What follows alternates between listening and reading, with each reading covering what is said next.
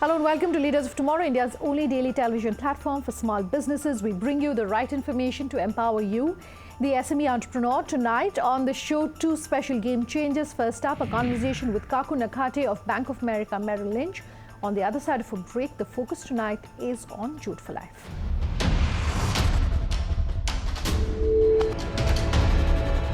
Our first game changer tonight is a very special conversation with Kaku Nakhate of the Bank of America Merrill Lynch. I spoke to her on the big picture on innovation. I asked her why it is crucial for large companies to place an emphasis as far as gender equality is concerned, and also her views on philanthropy, both personal and corporate. Listening. Thank you so much for taking the time to speak with us, Kaku, today on the Leaders of Tomorrow to talk really to our female entrepreneurs and to talk to our male entrepreneurs about what makes you a game changer and how, some of the things perhaps that's helped you in your professional life. I want to start by talking about the fact that, most reports suggest that the participation of female entrepreneurs in the workforce in India is lower than some sub-Saharan countries, and that's a really unfortunate situation for a country like India with the female population that we do have. But yours is a company at the Bank of America Merrill Lynch that has a very specific inclusivity policy. Nearly 30% of your employees, I understand, in India are female. What are you doing to ensure that you bring about those changes? It is very important at Bank of America that we actually promote gender diversity, and we have been working with our right from recruitment side, and we do have lot more, almost 50% ratio at the time of recruitment.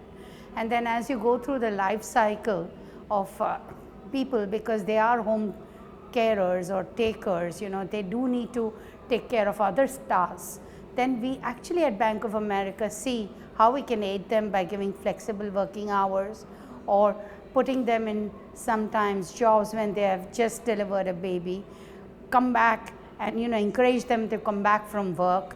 And obviously I think we forget that many women are used to so much of multitasking.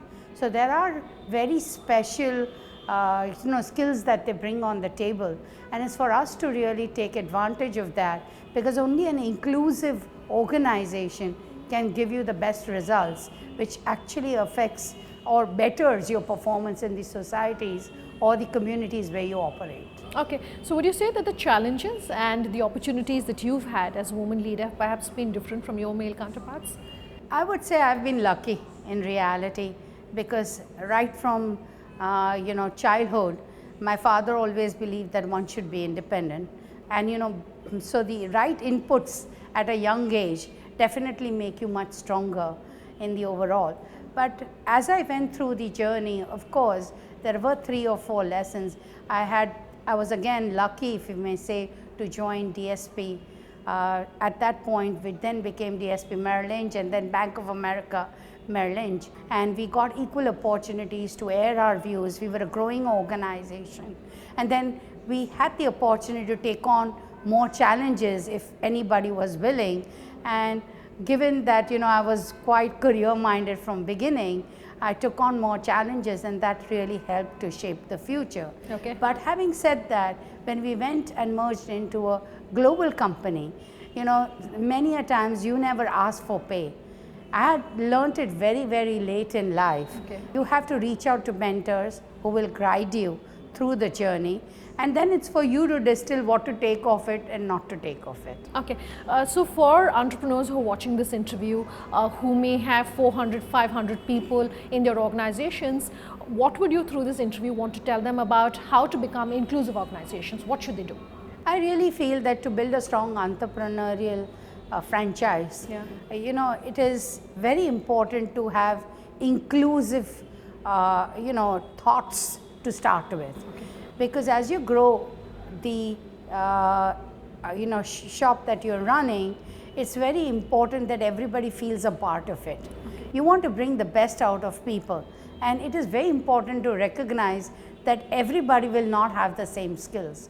So looking through the working strengths and weaknesses of others and pairing them in groups in different formats, I think can bring the best out of the organization, and also give you a lot of food for thought. Because rather than one person thinking 24/7, if you have multiple people thinking 24/7, the collective intelligence that you have can really push the organization.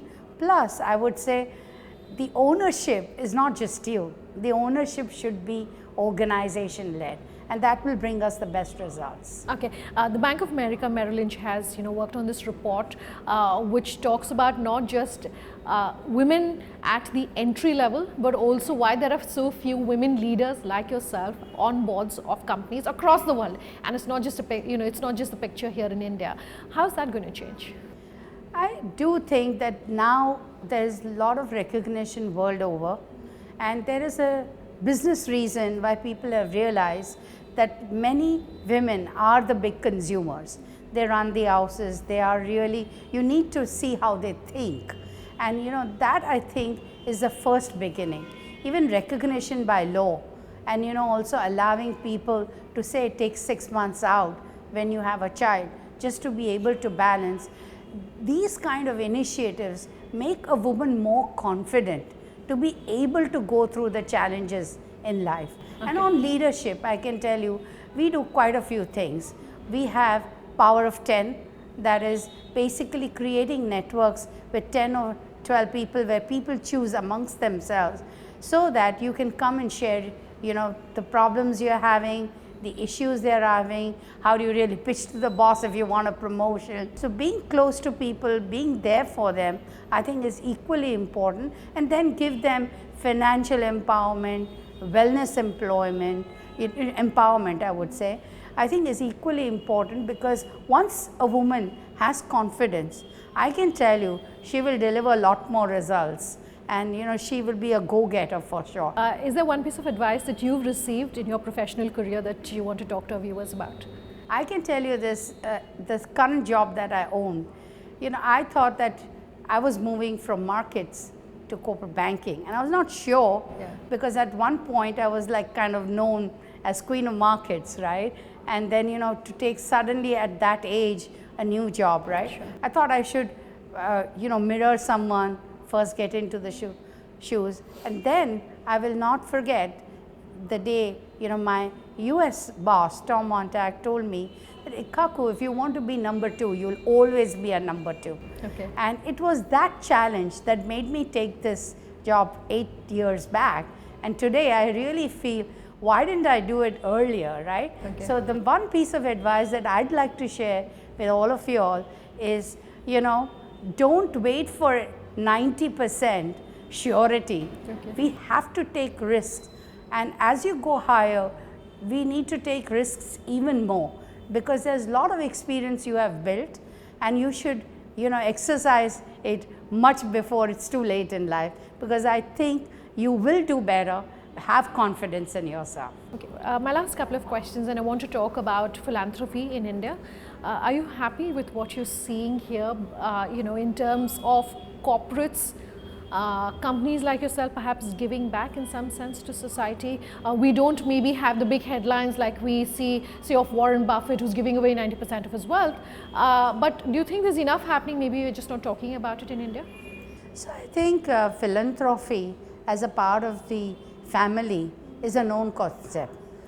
But I think where the CSR Act has taken is a lot more recognition, because frankly, public-private partnership in upliftment of society, in different philanthropic purposes is very, very important, because you're not competing. You need collaborative efforts really to really rise together to really make it happen. Sure. I think as Bank of America, I can tell you that we were very clear that if we have different skills in, say, investment banking on one hand, banking and other things, what can we do better to really see that the monies are spent for the right purpose? How do you ensure that causes that you as a leader are passionate about are also perhaps something that your employees are as excited about?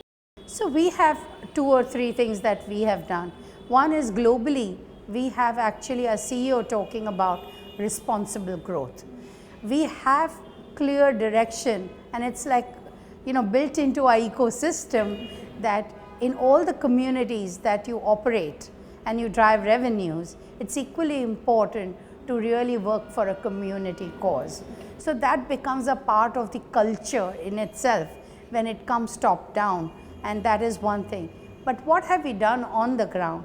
We've actually got philanthropy committee, which includes all the people who have kind of really thought that they wanted to be a part of it, who are engaged in actually making joint decision where the money is going. Sure. Then each of the NGOs that we have supported, we have a couple of people attached to that NGO to see what volunteering things we can do with them, Sure. or what do they need the help, and then connect the other part of the organization to see who can really deliver that help. Sure. Or can we reach out and really create that. My last question is, as far as the 2%, mandatory under the CSR law that the government is mooting, a lot of corporates, a lot of India Inc.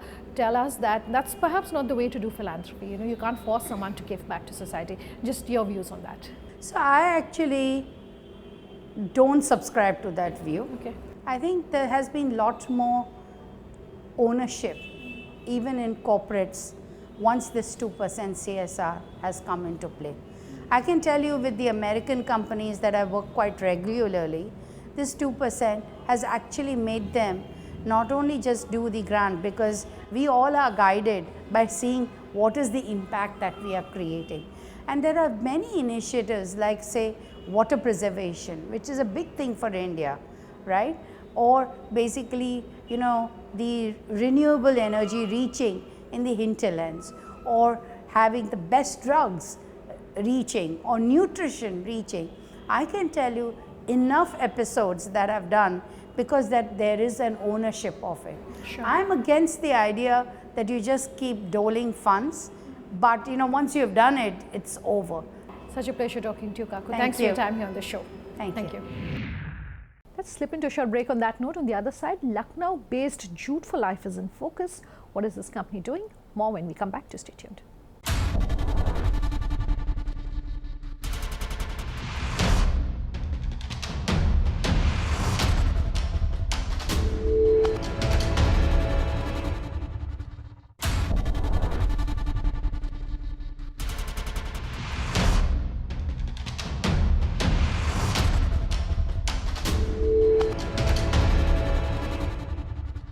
Welcome back with us here on Leaders of Tomorrow, and tonight our second game changer is Jute For Life.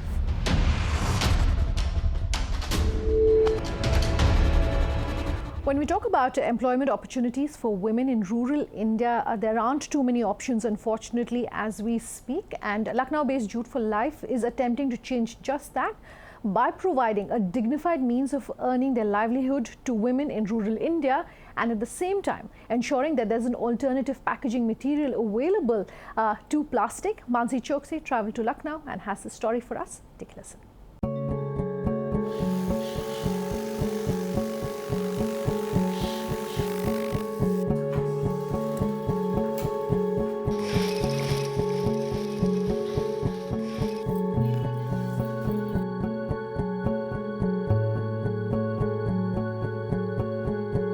India is the largest producer of jute in the world.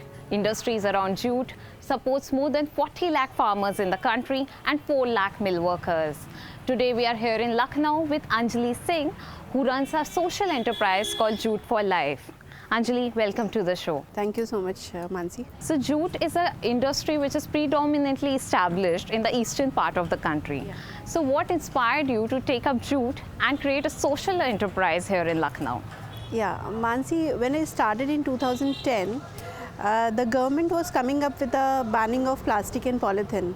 There was a lot of harm in the environment, which we are certainly aware right now, that plastic and polythene is causing harm to the nature. So there was a need of bringing an eco-friendly substitute which can eradicate plastic and polythene from the society. So this was one of the cause. And as per my survey, I found that in UP there was no one manufacturing the jute bags, jute products. So that was the first idea that got me to start this venture, Jute For Life. So Anjali, give me a sense of your area of operation and what were some of the biggest challenges you faced while working in a rural setup? Since I am a Lucknowite and not born but brought up in Lucknow, so it was my base and my parents were here. After marriage also I was settled in Lucknow itself. So I started from my home initially, paternal house, and now in 2010 we started with a single center and a single lady, and in a journey of 10 years now we are spread around Lucknow, in and around Lucknow. We have 2 main hubs in the city and 8 ancillary units in the rural areas where we have set up the centers and women are working as per their convenience and at a particular place, and they are earning on the job work basis types. And the biggest challenge which I faced was basically taking the women out of their house. Was the biggest challenge because it is a male dominating society, and the level which I am working with, the class which I am working with, they are majorly dominated on their male partners. So taking them out, convincing their families.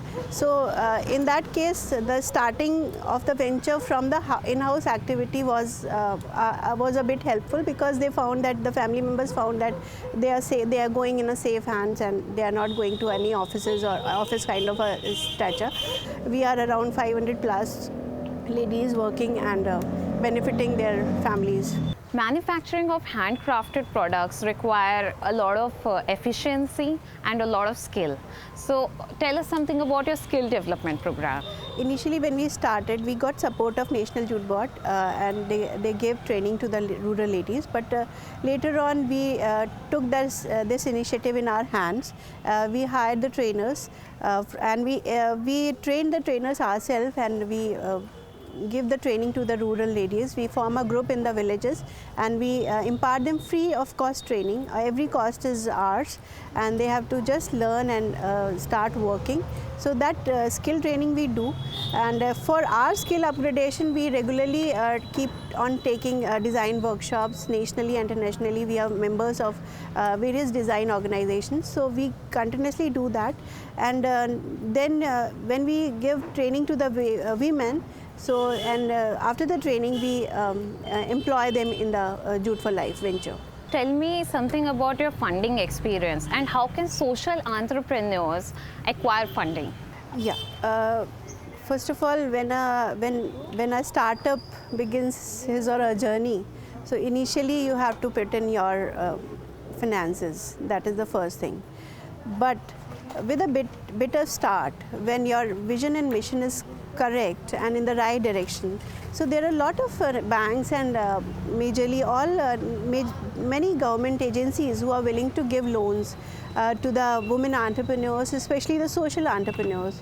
So that is not a problem at all. It is only about the awareness. People are unaware of the schemes and the offerings of the government and the public and private agencies. There are number of funders, there are grants, certain grants, but to reach that you have to reach a certain level of your work.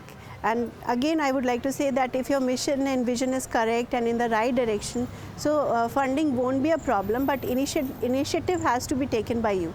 So what are some of these schemes that are available for social entrepreneurs? For social entrepreneurs, first is for social women entrepreneurs, we have a Stand Up India initiative. Every bank, every branch has to give one loan to a woman entrepreneur, and you won't believe that even banks are unable to provide loans to even 1% of the women entrepreneurs. So because of our awareness, so people don't reach out to banks. So that level of awareness has to be spread from the government side, and it has to be taken care. And there are bodies like National Small Industries Corporation. They give assistance to the manufacturing units for their raw material assistance. Anjali, you are a woman entrepreneur. And as a woman entrepreneur, what are the factors that you think are essential to create a conducive environment to encourage other women to get into entrepreneurship? That the initiative has to be taken from the woman herself, and you know, when you are fail, so everybody will be against you. But if you are successful, the whole of the world will be with you and support you and guide you. Tell me a little about the market you're catering to. Initially, when I started, we were only catering to the official supplies, like for seminar, conferences, the delegate kits which we give. But now with the banning of plastic and polythene, so now the industries have come up who are taking the jute as their packaging. So that has a big scope and a big market, and we are presently supplying to the catering to the domestic market. Because we feel that it's a huge potential in domestically. Now we are supplying to industries, corporate institutions for various purposes. Our basically tagline is "You desire, we design" kind of a thing. So as per your budget and as per your requirements, we make the bags or folders, whatever you want from jute. Tell me, what is the future looking like?